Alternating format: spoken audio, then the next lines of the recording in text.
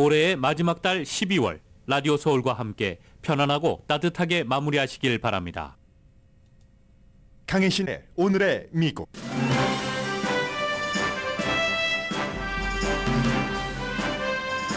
유니버시티 오브 네바다인 라스베가스에서 3명이 숨지고 1명이 중태인 총격 사건을 저지른 용의자는 이 대학의 일자리를 구했지만 실패한 교수로 경찰 총에 맞아 숨졌습니다.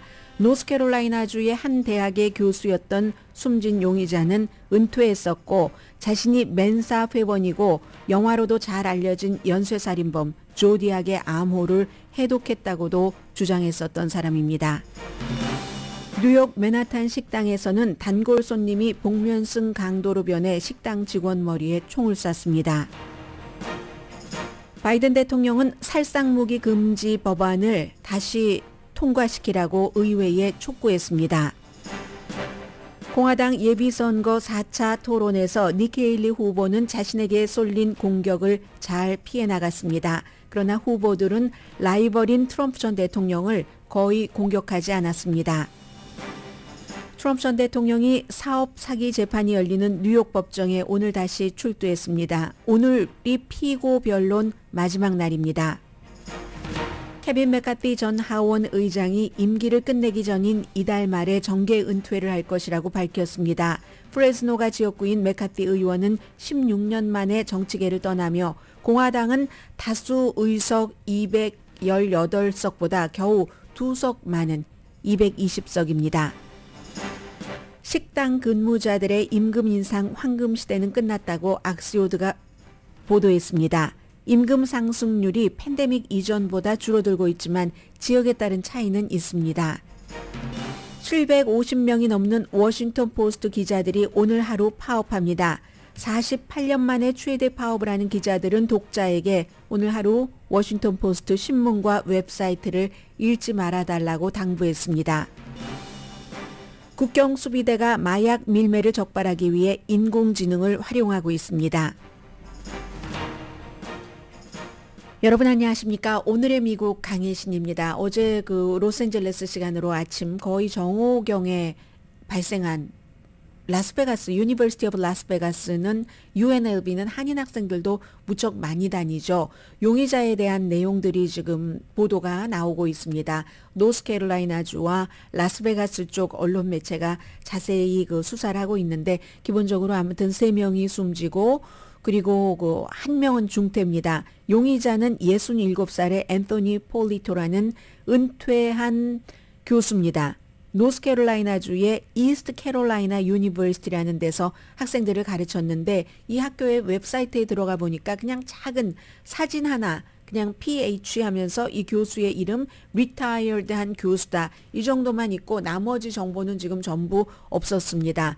당연히 이제 학교로서는 취할 조치인 것 같고 용의자도 학교의 디텍티브와 총격전을 벌이던 중에 숨졌습니다. 지금 피해자 그리고 중태자에 대해서는 나오지 않고 있고 그가 사용을 한 무기에 대해서도 정확하게 얘기를 하고 있지는 않지만 네바다주에 아파트먼트가 있었고요. 전부 아파트를 수색해서 그의 휴대폰을 포함한 여러 개의 전자기기를 지금 수사팀이 압수했습니다. 본인은 여러 웹사이트라든가 유튜브라든가 이런 데를 통해서 35년 동안 멘사 회원이었다. IQ가 아주 높다는 얘기예요. 수학과 통계학을 전공을 했고 특히 이 수학과 통계학이 암호 해독과 관련이 있다는 것을 강조했습니다.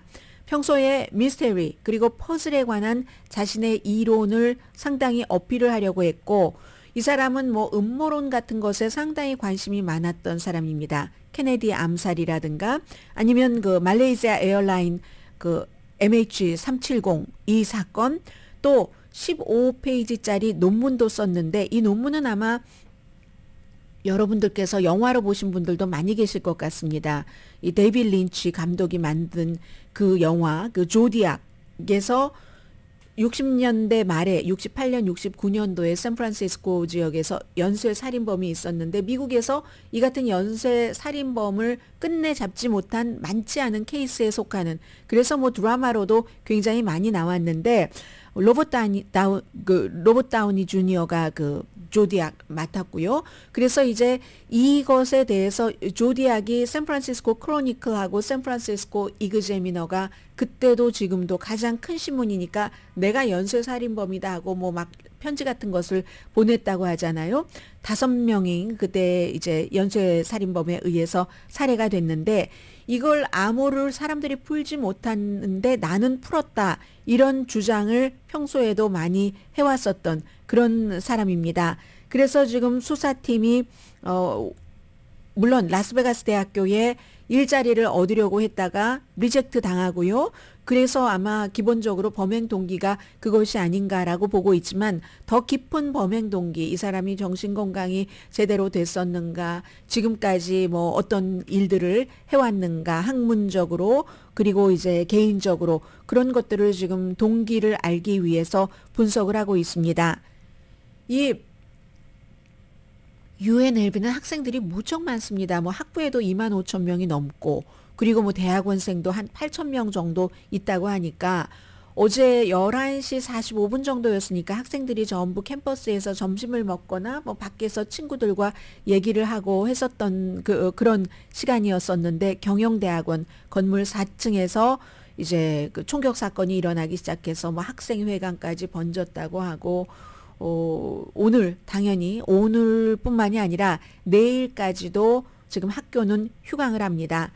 2017년도에 라스베가스에서 여러분들 기억나실 겁니다. 한 용의자가 호텔에 막 방을 얻어서 다 기획을 하고 그 당시에 어떤 큰 행사가 있었는데 그 이벤트에서 60명을 호텔 방에서 조준해서 여러 개의 총으로 쏘고 그리고 뭐 400명 정도가 부상당했잖아요. 그런 일이 있었기 때문에 어제 라스베가스에서 이 사건이 발생을 했었을 때 라스베가스 경관이 좀 더 효율적으로 대처를 할 수가 있었고 아마도 어쩌면 막지 못했으면 이보다 더 큰 그런 이제 그 희생자가 나왔을 수도 있다. 이런 것을 지금 생각을 하는 거고요.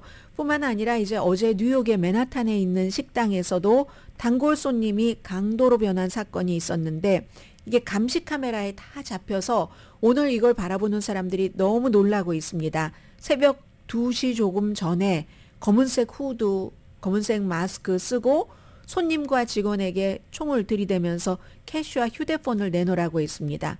그리고 이 용의자가 식당을 떠나면서 권총을 발사했는데 37살 식당 종업원인 것 같아요. 피해자 머리에 권총을 쐈습니다. 그런데 감시 카메라를 잘 보고 나니까 매니저가 우리 식당의 단골 손님이었다. Seafood King Fish Market. 그래서 앉아 있는데 보니까 카운터에서도 이제 손님들이 어떤 분이 밥을 먹고 있고 하는데 막 머리에 총을 대고 하는 그런 것들이 그대로 잡혀 있습니다. Seafood King Fish Market이라는 곳인데요. 아직 잡히지 않았습니다. 제보를 기다리고 있습니다. 미국에서 올 들어서 총격 사건이 너무 많이 일어나고 더군다나 이제 4명 이상이 숨지는 대형 총격 사건도 많이 발생을 하니까 630건이니까 뭐 이달 말 지나면 아무래도 할러데이 시즌에 총격 사건 같은 것도 일어날 가능성이 있으니까 하루에 2번 꼴 평균 뭐 어떤 날은 하루에 더 많이 됐고 없던 날도 며칠 이어질 수도 있지만 예전에는 이렇진 않았는데 이 정도까지 올해 2023년도 총격 사건 많이 미국에서 발생을 했다는 것을 전해드리고요. 그러니까 이제 어제가 또 어떤 날이었냐면은 연방 의회에서 민주당이 총기 규제법을 살상 무기를 금지하는 것이요. 그리고 신원조회를 좀 철저하게 통일된 신원조회를 하자 하는 안을 내놨습니다. 상원의 공화당이 이걸 킬해버렸죠. 블럭해버렸습니다. 어제가 바로 그런 날이고 그리고 뭐 텍사스에서도 뭐 부모님도 살해된 채 발견이 됐는데 여기저기서 많은 사람을 살해하고 다닌 34살의 용의자 총격 사건도 있었잖아요. 지금 드러난 것만 이 정도이고 미국에서 뭐 많은 뭐 이스라엘 하마스 뭐 또 대선 이런 이슈들이 있지만 경제 문제도 마찬가지로 이렇게 총격 사건도 끊이질 않고 있습니다. 그러니까 바이든 대통령이 공화당에 총 이 정도 되면은 살상 무기는 규제를 하는 것이 맞다라고 요청을 하고 있지만 정상이 아니다. 정상이 아닌 상황을 어떻게 더 이상 놔둘 수가 있겠는가. 어스틴, 샌안토니오, 라스베가스 이런 커뮤니티에서 점점 많은 총격 사건으로 수많은 사람들이 가족과 사랑하는 사람을 잃게 되고 그리고 이제 총격으로 모든 것이 파괴가 되잖아요. 그렇지만 뭐 언제나와 마찬가지로 공화당은 절대로 총기 규제를 하는데 지금으로서는 열심히 할 것 같지 않습니다. 총기 협회와 또 총기를 뭔가 총기 권리를 주장하는 사람들로부터 수많은 표와 수많은 돈을 받고 있기 때문에 그리고 정치인들에게 그 돈은 자신이 정치인이라는 것도 잡이잖아요. 물론 잡을 뭐 이상만 갖고 하는 건 아니니까 이 잡을 이뤄낼 수가 없습니다. 또 지역에 따라서는 총이 전통적으로 뭐 사냥이라든가 또 뭐 어떠한 그 취미 이런 것이 되는 그런 지역에 따른 특수성도 있고 해서 도저히 총기 규제에 대해서 찬성표를 던질 수 없는 그런 의원들도 또 시골 지역에 공화당 의원들이 많기 때문에 충분히 그 부분도 있지만 그러나 모든 총을 금지하자는 게 아니라 살상무기를 전쟁터에서 적을 죽이는 데 쓰는 살상무기를 금지하자 하는 이 정도도 미국에서는 지금 되지 않는 겁니다. 그러니까 다른 나라에선 좀 이상하게 쳐다보고는 있는데 이것도 지금 바이든 대통령이 의회에 요청은 했지만 메아리로 백악관으로 돌아갈 것처럼 보입니다. 그리고 어제 저녁에 거의 2시간 동안 4명의 공화당 예비선거 후보가 4차 공화당 후보 토론회를 했습니다. 비벡 라마스와미, 크리스 크리스티 전 뉴저지 주지사, 라마스와미는 기업가고요. 38살에 또 크리스 크리스티 전 뉴저지 주지사 한때 트럼프와 굉장히 가까웠지만 멀어진 남자. 그리고 니키 헤일리 요즘 떠오르는 거의 지금 상승세고 론 디센티스가 머물러 있거나 내려가기 때문에 이 니키 헤일리를 주목하고 있잖아요. 네 사람이 토론을 했는데 이것도 길게 전해드릴 필요 없다고 생각이 됩니다. 우선 니키 헤일리와 론 디센티스가 1위와 2위이기 때문에 서로 떨어뜨려야지 되니까 뭐 중국이라든가 성전환자의 의료 문제라든가 이민 이런 이슈로 두 사람이 기본적으로 충돌을 했고요. 그리고 비벡 라마스와미와 론 디센티스가 팀을 이뤄서 니키 헤일리를 비난을 했습니다. 특히 이제 왜 기업으로부터 기부를 받는가? 기업으로부터 기부 많이 받는데요, 정치인들이. 특히 보잉 이사를 했었던 것을 가지고 얘기를 하겠죠. 그리고 비벡 라마스와미는 니키 헤일리가 바이든보다 더 독재자다. 뭐 이렇게 얘기를 했고요. 그랬더니 이제 쭉 두 사람이 합쳐서 본인을 공격하니까 니키 헤일리라는 정치인이 영리한 정치인이라고 사람들이 평가하는 게 이런 이유입니다. 별로 당황하지 않아요. 그리고 어떤 때는 말을 길게 하지도 않고 뭐 말할 가치가 대꾸할 가치가 없다는 식으로 살짝 그냥 표정으로 보여주기도 하는데 열심히 두 사람이 본인을 공격하니까 저 주목받는 거 좋아해요. 주목받게 해줘서 고마워요 여러분. 이런 식으로 그냥 답변을 하고 맙니다. 그리고 또 어떤 때는 질투하시네요. 지금 저를 뭐 이런 식으로요. 비벡 라마스와미는 여전히 음모론을 들고 나왔는데 정말 그가 말하는 음모론이야말로 별로 여러분들께 말씀드릴 가치는 없다고 생각이 되고요. 다른 공화당 후보들도 비벡 라마스와미가 이것저것 음모론을 막 얘기를 하면은 그 음모론 자체에 같은 후보들도 같은 당의 후보들도 의문을 제기했으니까는요. 그런데 이제 한 가지는 트럼프 전 대통령에 대한 비난은 이제 거의 피했다는 거죠.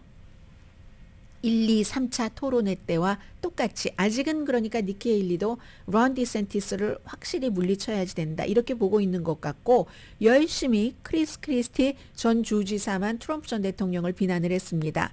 그는 처음에 출마할 때부터도 본인이 뭐 꼭 대통령이 되겠다는 것보다도 트럼프를 막기 위해서 출마했다라고 얘기를 했고 지금 지지율이 제일 낮으니까 이번이 마지막일 수도 있습니다. 그래서인지도 모르지만 어쨌든 특히 론 디센티스를 향해서 트럼프를 왜 비난하지 않느냐 하니까 론 디센티스가 뭐 아버지 때 나이를 얘기를 하면서 이게 또 뭐 나이가 많은 것은 사실이지 이런 비슷하게 얘기를 하고 얼버무리니까 그러니까 크리스 크리스티가 이번 예비선거에서 공화당의 예비선거에서 도널드 트럼프만큼 중요한 이슈가 어디 있겠는가.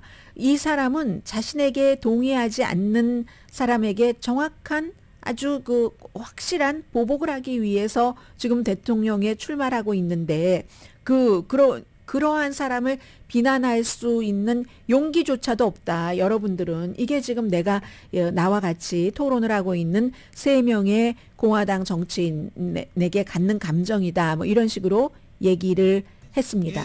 The problem with my 3 colleagues.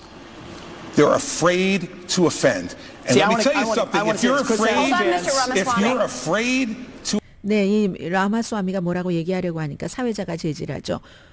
트럼프를 공격할 용기가 없는 3명의 나의 그 동료들에 대해서 정말 그 문제를 느낀다면서 트럼프를 비난을 할 수 있는 아주 간단하다고 얘기를 했습니다. 대통령직에 적합한가, 대통령직에 적합하지 않는가. 여기에 대해서도 정확하게 말을 할 수 있는 용기가 없다면 어떻게 시진핑과 마주 앉고 뭐 아나토야라와 마주 앉고 푸틴과 마주 앉아서 미국의 정책을 이끌어 나갈 수 있겠는가 하는 게 크리스 크리스티 전 뉴저지 주지사의 주장이었습니다. Then what are you going to do when you sit across from President Xi, you sit across from the Ayatollah, you sit across from Putin? 네, 그렇게 얘기를 했고요. 그리고 나서 이제 토론이 2시간 정도나 뭐 여러 가지 이슈를 많이 얘기는 했어요. 그리고 나서 이제 물어봤습니다. 사람들에게 기자가. 어떻게 이 토론을 봤느냐 했더니 뭐 토론을 처음 본 어떤 여성분이래요. 재밌게 봤고 열심히 싸우는 것 보기는 봤는데 역시 오늘까지도 지금까지도 승리자는 트럼프다라고 트럼프 지지자가 얘기를 했습니다. And Trump is still the winner. Trump is still the winner. Why? I like the policies. I like my retirement fund, build the border, drill baby drill. 네, 트럼프가 still winner다 하니까 왜냐고 물어보잖아요. 트럼프의 정책이 좋다. 뭐라고 얘기했죠? 은퇴연금, 나의 은퇴연금, 국경에 이제 벽삭화하는 것, 그리고 오일 시추하는 것, 이런 모든 것들이 트럼프가 대통령이 되면 미국을 밝은 미래로 이끌어 나갈 것이다. 이게 이제 트럼프 전 대통령의 지지자들이 트럼프가 아닌 나머지 4명의 토론을 보고 나서 한 얘기입니다.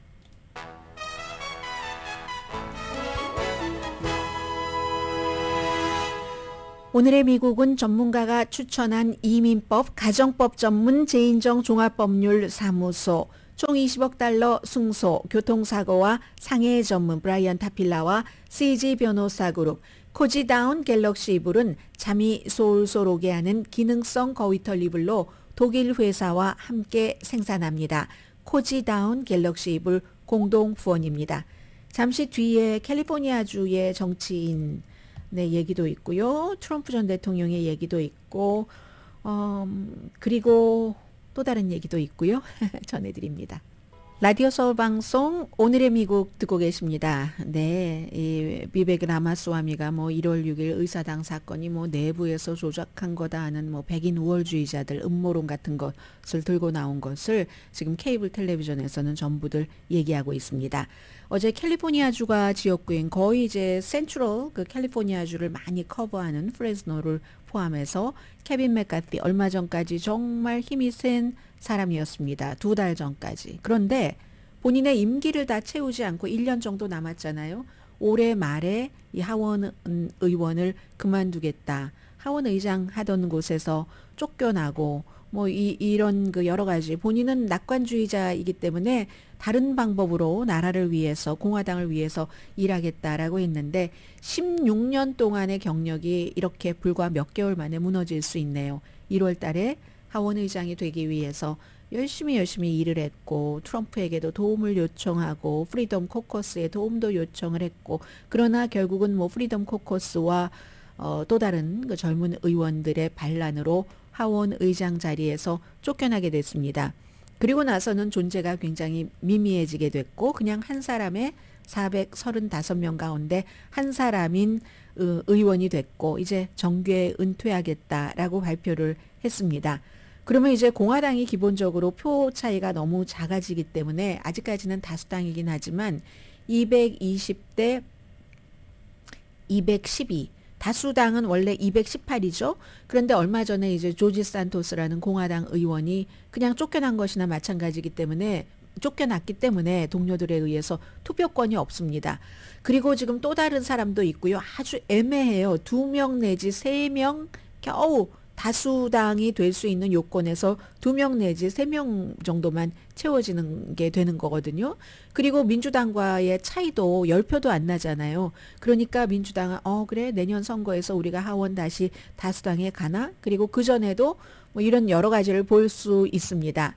케빈 맥카티는 이제 게빈 뉴섬 주지사가 특별 선거를 치를 그럴 그 날짜를 정해야지 되는데 참 9개월 만에 쫓겨나게 되네요. 1월 달에 15번 투표에서 하원 의장 되더니 소방관의 아들이었잖아요. 소방관의 아들이었는데 원래 의회에서 가서 인턴 좀 하려고 했는데 인턴으로 안 받아줬답니다.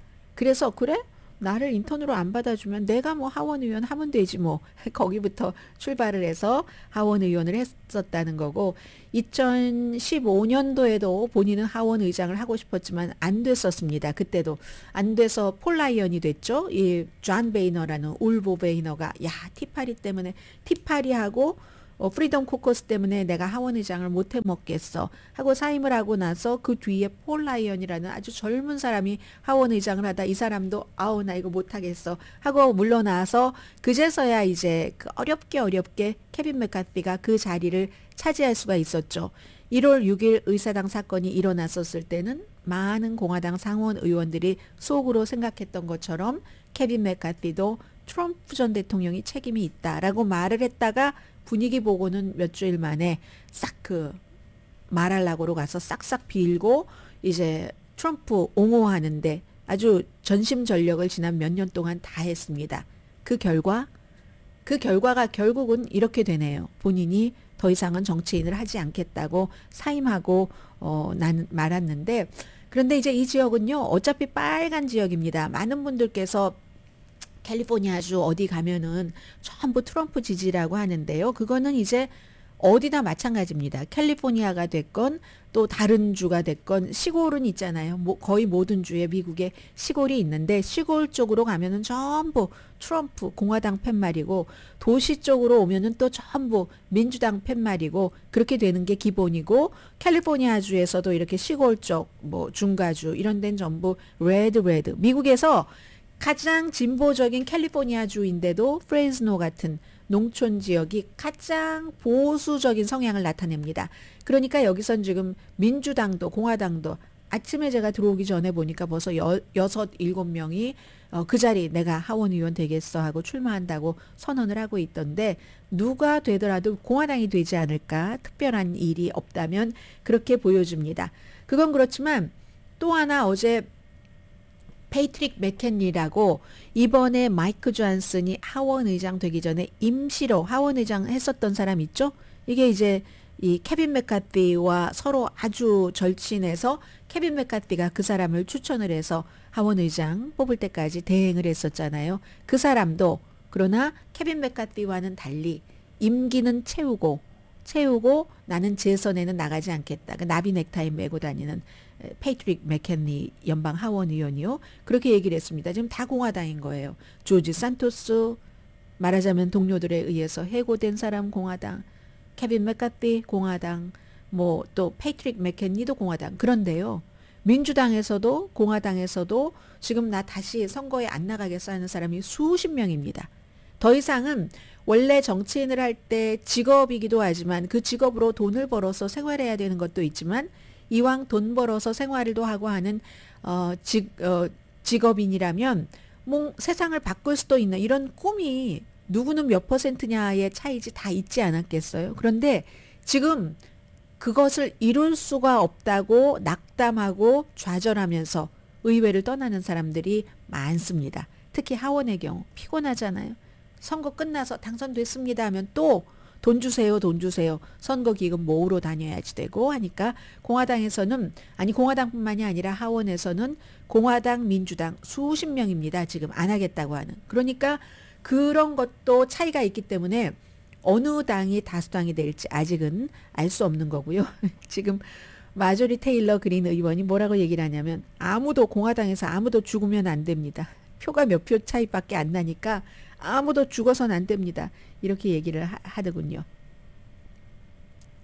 그리고 트럼프 전 대통령이 오늘 다시 사업 사기 재판이 열리는 뉴욕 법정에 출두를 했는데 오늘이 이제 피고 변론 마지막 날이거든요. 피고인 측에서 불운 증인, 그러니까 피고에게 유리한 그런 그 증인이 나왔는데 오늘은 고함도 치지 않았고요. 마녀 사냥 뭐 이런 얘기도 안 했습니다.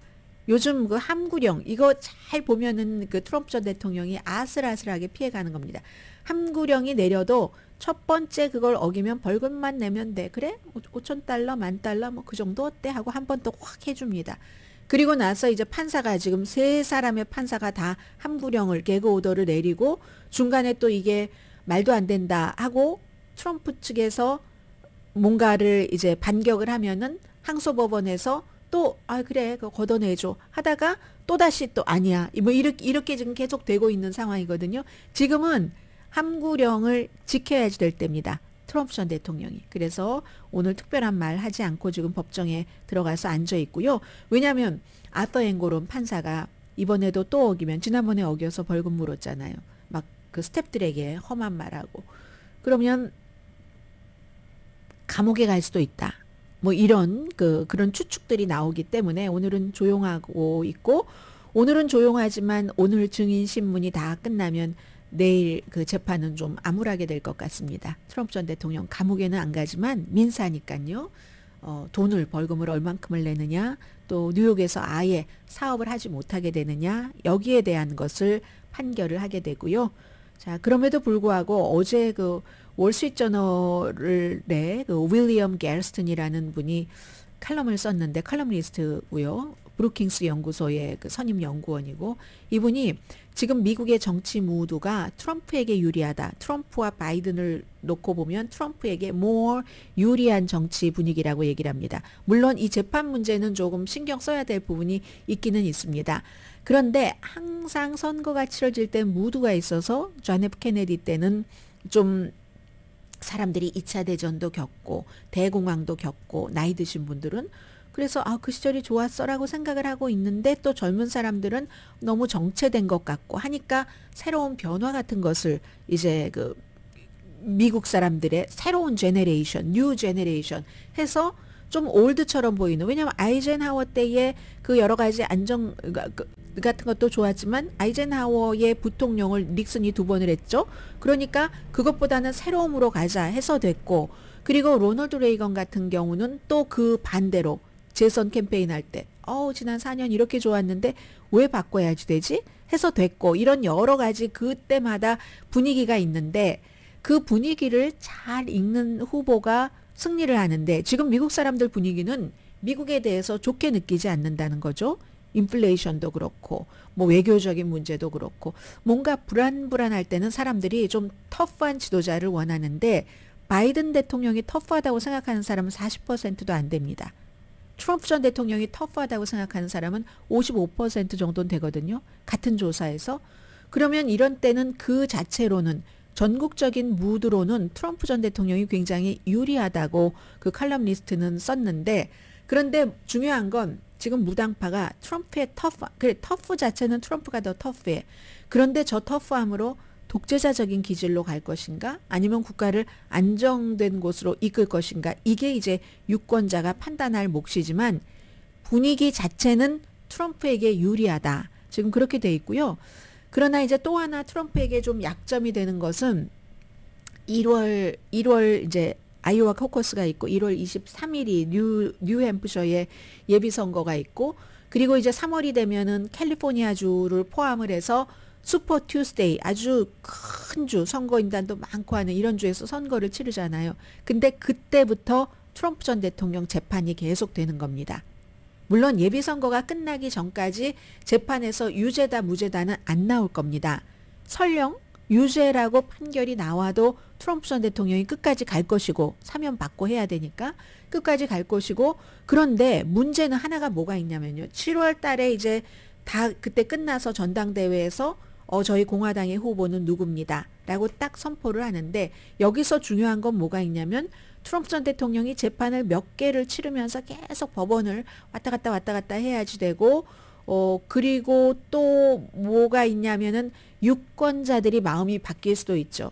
야, 점점 그 재판이 진행이 되면서 아무래도 안 되겠는데 그런 문제가 또 있습니다. 그러나 전국적으로 그 미국이라는 국가의 그 분위기 자체는 윌리엄 그 갤스턴 월스트리트저널 컬럼니스트에 따르면 바이든보다는 트럼프에게 지금 유리한 분위기다. 자, 이 정도 전해드리고요.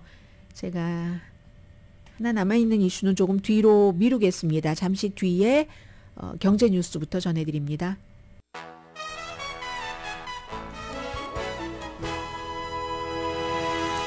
라디오 서울 방송 오늘의 미국 듣고 계십니다. 식당에서 일하시는 분들의 임금 인상, 그동안 이제 팬데믹 때 황금기다라고 많이 얘기를 했습니다.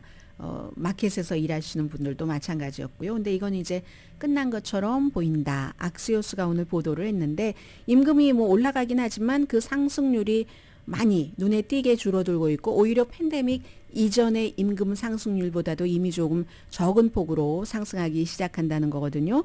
그래서 이 식당에서 일하시는 분들의 임금이다 하면은 기본적인 임금과 팁, 또 무슨 뭐 오버타임, 이 모든 것을 다 포함해서입니다.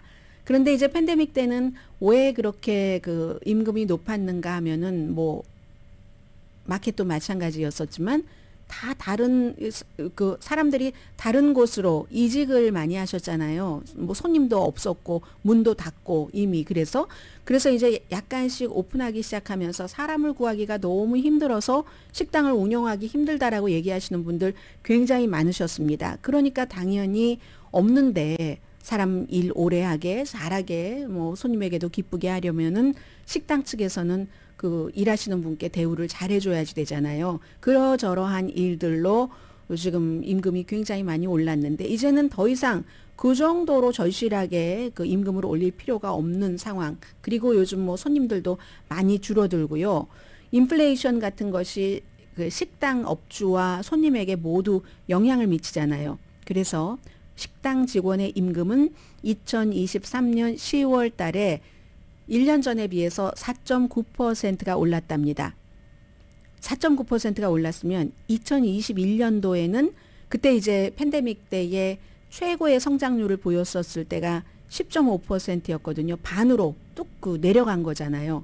그런데 식당은 여러 가지 인플레이션, 물건값이 원료값이 비싸지니까 들어가는 비용이 너무 많아지고 소비자는 돈 많이 내고 음식 먹는 거 싫어하시잖아요. 지금 요즘 비싸다고 막 한식이 이게 뭐야 설렁탕이 한 그릇에 얼마. 근데 원래 한식이 다른 그 미국 집에 가서 먹을 때 음식보다는 너무너무 싸잖아요. 근데 우리도 그거는 고쳐야 돼요. 미국 식당에 가서는 비싸다고 안 하면서 한식당에 와서만 꼭 비싸다고 해요. 밑반찬도 얼마나 많이 주고 하는데 아무튼 그리하여 소비자는 돈 더 내는 거 싫어하고 재료비는 많이 들어가고 하니까 결국은 이제 또 비용을 절감할 수밖에 없어지는 식당 업주들의 고통이 되는 겁니다.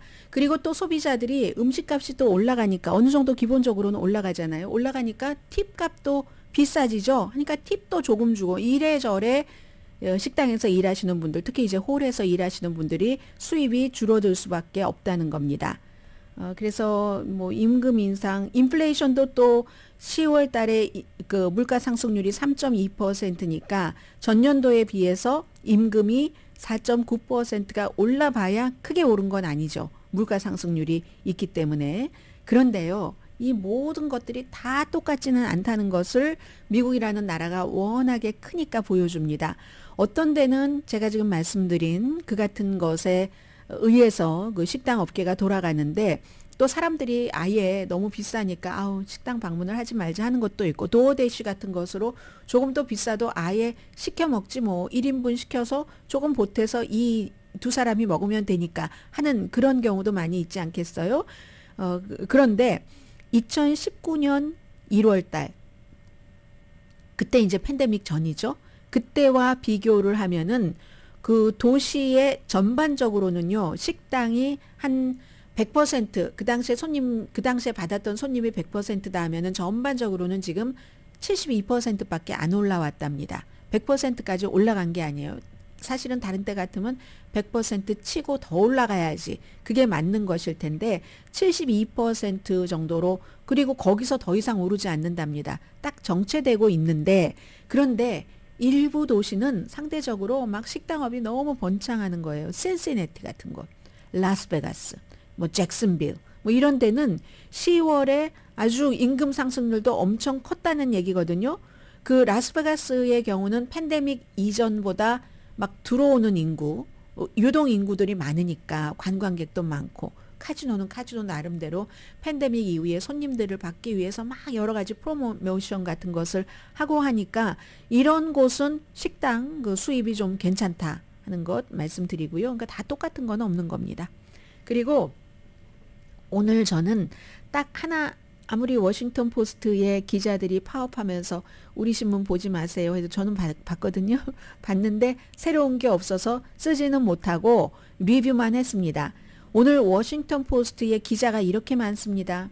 이것도 많이 줄어든 건데 750명 이상의 기자들이 하루 파업합니다. 하루 파업하는데 독자들에게 편지를 보내서 우리가 파업하는 이유는요. 임금 상승도 있고 그리고 임금 평등. 워싱턴 포스트 기자들이 지난번에도 이렇게 파업할 때 보면은 꼭 기자들이 아니라 워싱턴 포스트에서 청소를 해주시는 분들도 계시고 많은 또 파타임 분들도 계시잖아요. 그런 분들에게도 대우를 잘해줘야지 된다.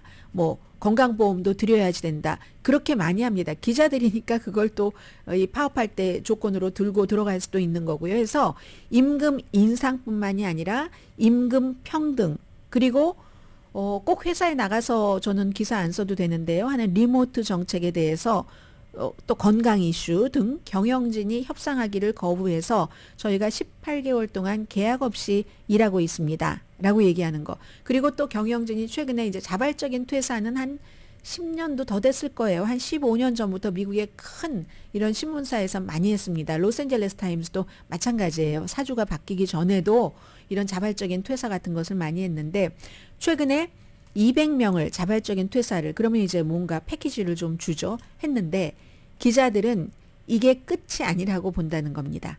그래서 이제 여러 가지를 좀 단단하게 해놓기 위해서 오늘 하루 파업을 하고요. 저희가 파업하는 동안 신문 읽지 마세요. 웹사이트도 하루 동안 방문하지 마세요 하는데 저는 오늘도 또 방문할 것 같고요.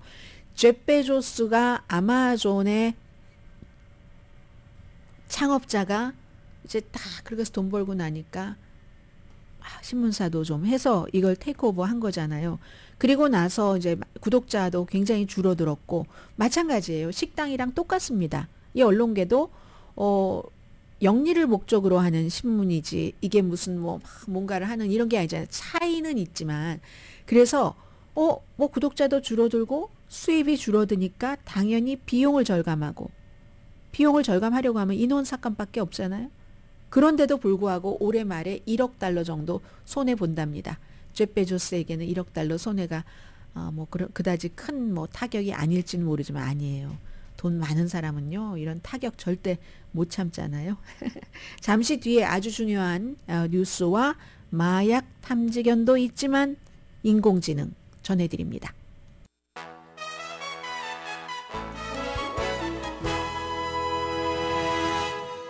라디오 서울 방송 오늘의 미국 듣고 계십니다.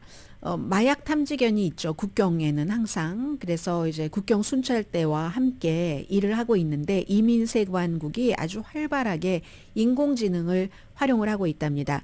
그래서 멕시코에서 이게 펜타닐이 다 마약이 그 인조 오피오이드가 제조돼서 들어오면은 이걸 딱 잡아내기가 힘들답니다. 1년에 뭐 트럭이 8,300만 대가 있으니까 그럼 트럭을 다 일일이 조사를 해야지 되는데 워낙에 또 작잖아요. 작은 것을 참 찾아내기가 힘들다 하는데 이게 인공지능을 쓰면은 어떻게 되냐면은 멕시코에서 마약을 만들기 전에 그 화학 물질 같은 것을 추적을 한답니다.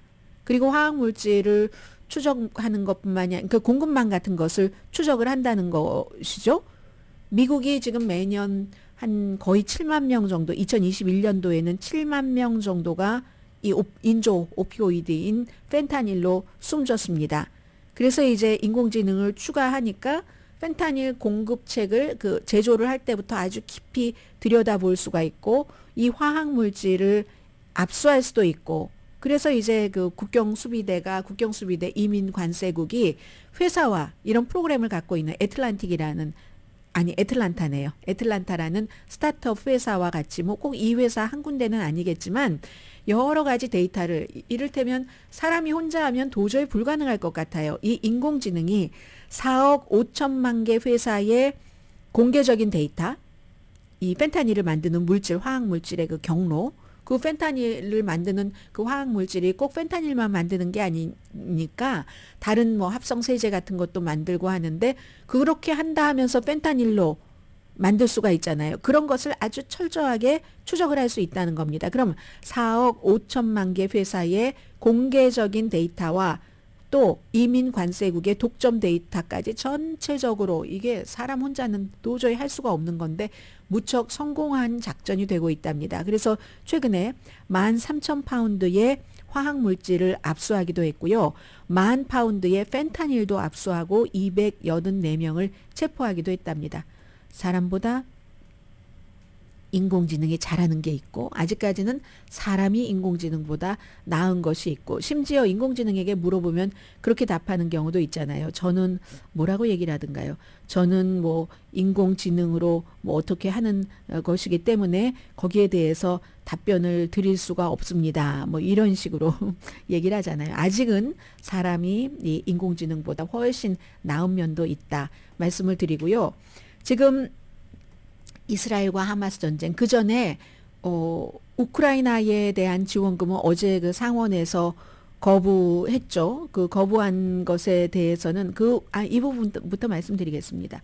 지금 굉장히 많이 가가호호 이스라엘이 가자지구에서 이제 전투를 벌이고 있기 때문에 어떤 분은 오늘 뉴욕타임스가 보도한 것 보니까 압둘라 아부 나다 이분은 빌딩이 본인의 가족이 살고 있는 빌딩이 공습당했다는 걸 듣고 와이프한테 전화 걸었더니 no answer, 딸 no answer, 아들 no answer, 그리고 또 다른 2명 자녀 전부 숨졌습니다.